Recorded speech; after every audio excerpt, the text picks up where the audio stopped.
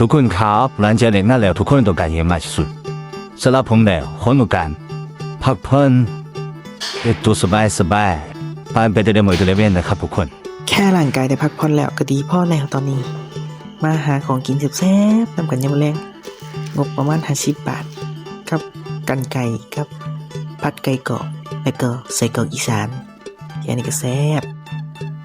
ต่อไปผมก็จะเตรียมตัวอาบน้ำถอดเกิบถอดนั่นถอดนี่ตรวจเช็คสุขภาพตีนดมทุกตีนว่าก็หอมดีนั่นแหละไปกันต่อตอนนั้นผมก็มาเปลี่ยนกางเกงเป็นกางเกงขาสั้นเพื่อที่เตรียมไปอาบน้ำเขาก็เตรียมไปอาบน้ำกันเลยแต่พอเปิดประตูไปแล้วผมก็รู้สึกว่าผมคิดผิดอยู่บ่ที่ผมไปอาบน้ำในมือนี่โอ้ยกลับมากับหนาวเติบอยู่ครับพ่อแม่พี่น้องหนาวฉีดไปไม่บอดเลยครับไปต่อไปก็เสร็จตัวเตรียมตัวแล้วผมก็เตรียมตัวใส่ชุดเตรียมจัดที่นอนพร้อมนอนแล้วครับตอนนี้ร่างกายต้องการพักผ่อนปิดไฟ